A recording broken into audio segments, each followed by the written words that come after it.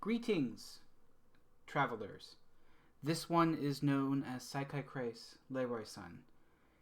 If those ones listened to the song that was suggested to be listened to first, those ones who listen now would know who this one is. Those might notice that this one speaks in an interesting way. This is a reason that has been taught to this one by the tribe. The tribe itself, it had been taught by elves. So allow this one to tell you, or tell those ones, of that story. And as this one is going to be reading it, the use of the pronouns as those ones do will be used to make it easier for listening. The tribe was once known as hunters. Those ones of the past were not concerned about much more than what was to be eaten. The style of hunting used by those ones required constant travel, as very little care was taken in the prey chosen to be hunted. The hunters soon happened upon a fresh, seemingly untouched grove.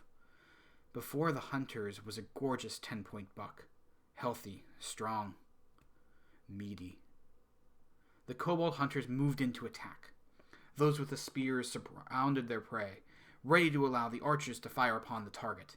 And then suddenly, vines entangled the spearmen, and paralysis set in on the archers. In the chaos, another deer was heard grunting, and the buck escaped. From the woodline, a half-dozen elves stepped out and politely greeted the kobold hunters in their own tongue. "Be at ease. These ones mean those ones no harm. Please stand down." After growls and grumbles, the chief stepped up. "Your group allowed our prey to escape. We would have been well fed." "Those ones are clearly not prepared to properly gather the meat, let alone the bone meal," replied the elf. "We just need to eat. What do you mean bone meal? Is that another food?" the chief said. With permission of that one, seeming as the leader, these ones would like to teach those ones how to respect and maintain balance with nature while still being well fed. The elf returned. Some of the tribe grumbled, but the chief held up his claw. "Fine. Show us your camp." The elves led the kobold hunters through the grove into a place where the trees became thicker. One of the elf scouts took the lead and pointed out traps that were set to catch animals or discourage raiding parties. Finally, two groups arrived at a wooden wall that blended into the nature around it. "All's well. These ones have returned with another hunting party. Those ones can join these ones and learn," shouted the elf leader in the common tongue.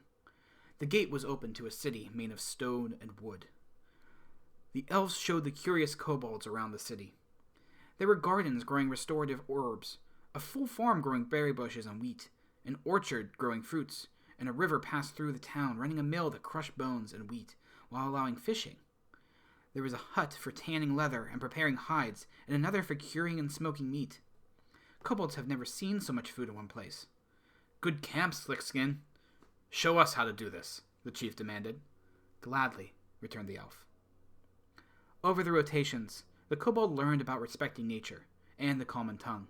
However, due to the elves having longer lifespans than the kobolds, the latter had more generations and began to outnumber the elves.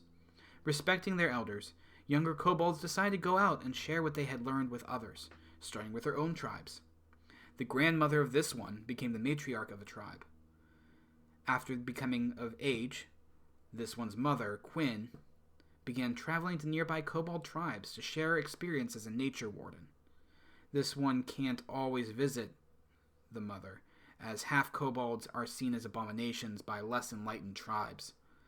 But when this one can, Mother teaches me not only about druidcraft and herbalism, but about music and storytelling that was learned from the one that left. That one, Quinn tells this one, it is a part of who Cykycrayss is, even if the source was never met by Cykycrayss. Speaking of myself, of course.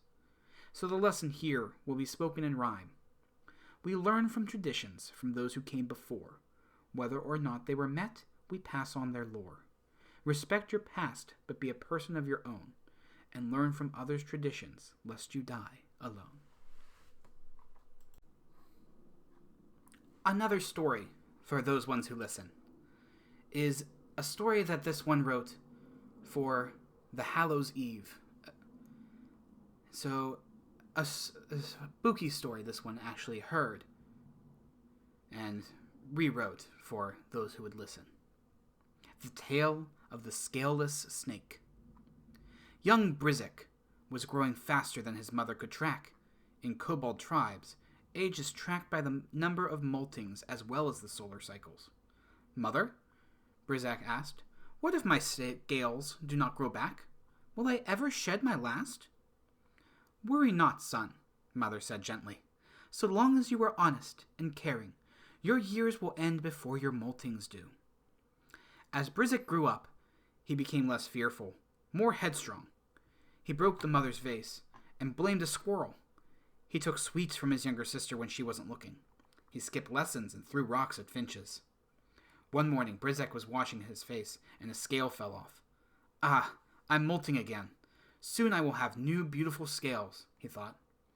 As he walked back through the village, he received stares from all he passed. Ah, the new scales must be even more beautiful than I imagined. I shall go to the river and see it at once. He looked at his face where crimson scales once were. It was as smooth as a peach. As this visage stared back, he remembered his mother's warning. Brizek ran to his mother for help. Mother, my scales, he cried. They aren't growing back. Ah, she said, so the curse of the scaleless snake is upon you. What can I do? Brizek begged. There is one who could break the curse. The scaleless snake himself, Mother explained. He lives past the mountain, in a hut made of forest in the forest. So Brizek started his journey. It was long and arduous. As Brizek tripped, scales peeled away from his knees and elbows, leaving scuffs on the smooth surface beneath. I'm losing my scales fast, he panicked. I must hurry. And hurry he did, and made it to the hut by nightfall of the next day. On the door of the hut, made of forest in the forest. Yes, hissed a voice. Who's there? I'm Brizek, he answered. I've come to insist you lift this curse. Insist, do you? Surely you must think you don't deserve the curse. Right, Brizek stuttered. I know I've done wrong, but that's not who I am. Oh, then it wasn't you who broke a vase, stole sweets, skipped lessons, or harmed nature, the voice demanded. I did, but that's not me. I'm a kobold who respects nature and loves his family, Brizek said. So was I once, the voice snapped back. The door flew open to reveal a kobold, scaleless and glaring at Brizek. I denied my nature by lying, stealing, and disrespecting nature. This is my curse, that you too suffer. Act like a man, become a man, scaleless snake. The scaleless snake whipped out a reflective metal to Brizek's face. Brizek saw that he was indeed human, a scaleless snake. Most of those listening are humans, are they not? Okay, in hindsight, this one did realize that the story's fear is lost in culture translation, and it's possibly offensive to the human friends this one holds dear. So, and yeah, this one also remembers that some bullies once called it by a scaleless snake due to my half-human appearance. So instead of taking this as just a story, this one asked that someone else try to tell a better one. Perhaps in the comments below. That was an out-of-character comment. This one will offer praises to those who can tell a story as a horrible one or a scary one. This one did make this challenge to others who know this one. And So the story told by this one's companion was as followed. I recall a story told to me with intent to freeze my soul to the core. It goes as follows. A well-loved and handsome young merchant prince comes home to find everything he valued in his world had been taken from him. Wealth, family, purpose, all gone in an instant.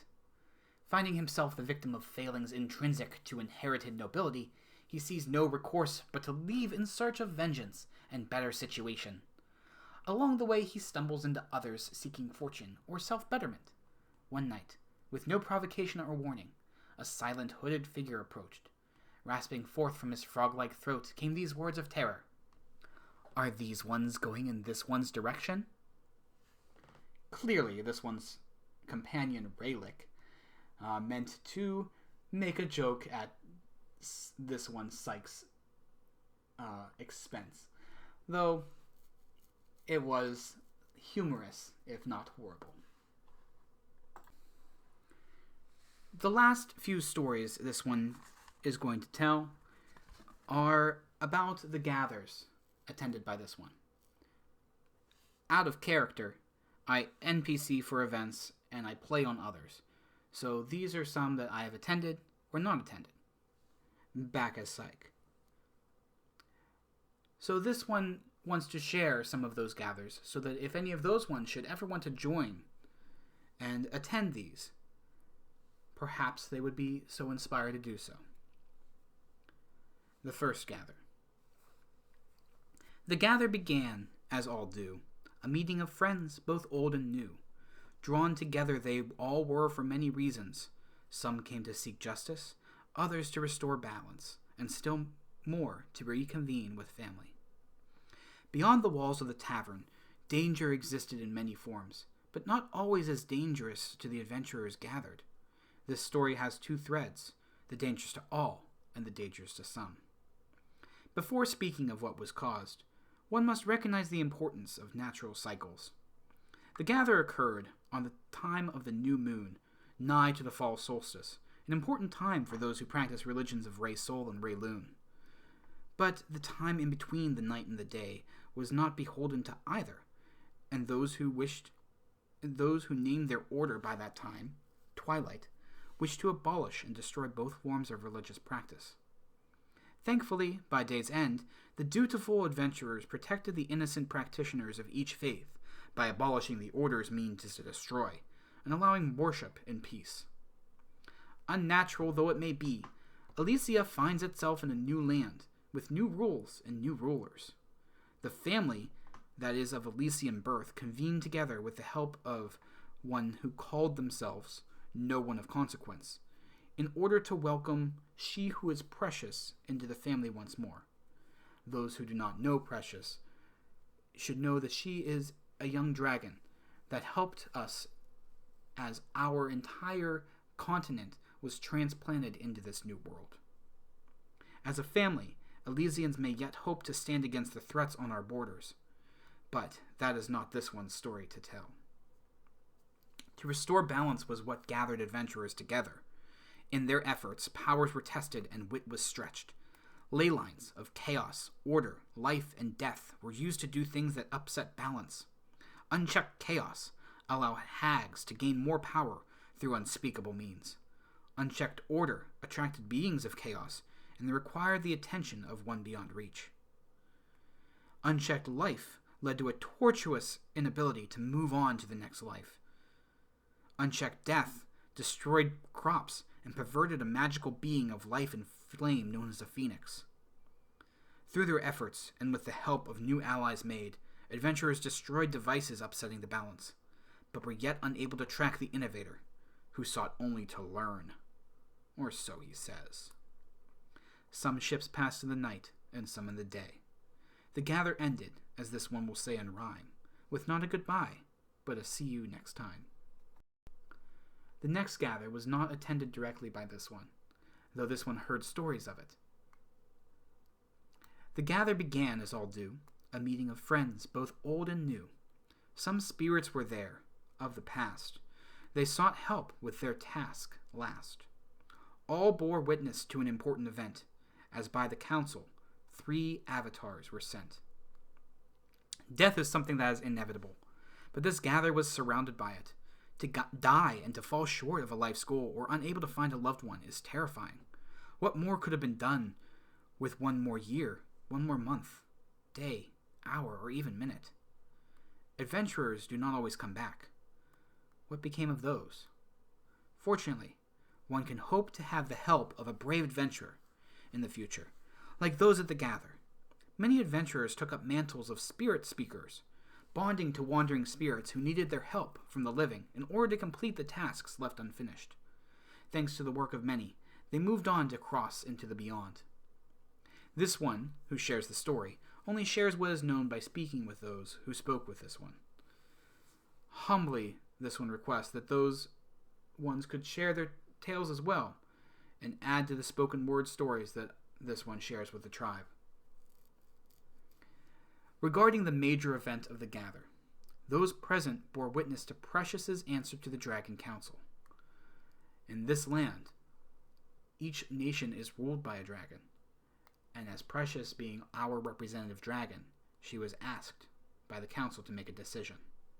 After revealing herself to those who made it that evening, she and the now-named King Mikhail permitted the Elysians to speak with her briefly. At the appointed time, an avatar approached, hands ablazed in hellish fire, with a terrifying countenance and voice. Then, entering more quietly, a second, younger avatar, with eyes of crystal, joined. The two waited for the third in an uncomfortable silence, which no Elysian felt brave enough to break. Finally, the third avatar appeared, resembling a golden dragon, but unique in his form, mechanical almost. Each spoke their piece in order to encourage Precious to choose allegiance to one of these 3 represented factions. The last to arrive was the first to speak. He extolled the values of goodness, protecting others, supporting each other, and providing for those in need. The youngest one spoke next. She warned of the importance of maintaining a balance between good and evil, in an attempt to sway Precious to choose the middle ground. With a scoff, the one of flames spoke up. He told Precious to claim hers by might, as is natural. He insisted that the people of her lands were but cattle or slaves to her. Silence fell as Precious took their counsel under advisement, and as she remembered what values were shown by Elysia and held by her people, she finally decided to be good. Precious claimed her color, a beautiful hue that is indescribable by these words. However, the relief of the Elysians was soon broken with tension. The most terrifying of the 3 avatars stepped forward, claiming in outrage, but Precious did not back down, and so the Elysians stepped up. Fortunately, the conflict was avoided, as 2 other avatars diffused the situation. Outmatched, or unwilling to break custom, the first one to arrive was also the first to leave, swearing a consequence for the decision made. The second to arrive left second as well, reiterating that as balance was tipped, danger would soon come. The last to arrive stayed the longest to bear witness to the forming of the Elysian kingdom under Avatar to Precious, His Majesty, King Mikhail. And as all that was concluded, Precious bid us farewell. So long may it be before paths again cross, but forget not the trial, forget not the loss. Steel swords and ready to answer the call, all for Elysia, Elysians for all. This one wishes to thank those who listened, and hope that if there are any questions, they would be asked to this one, as there are many gathers to go to, and this one would be happy to take them under his wing.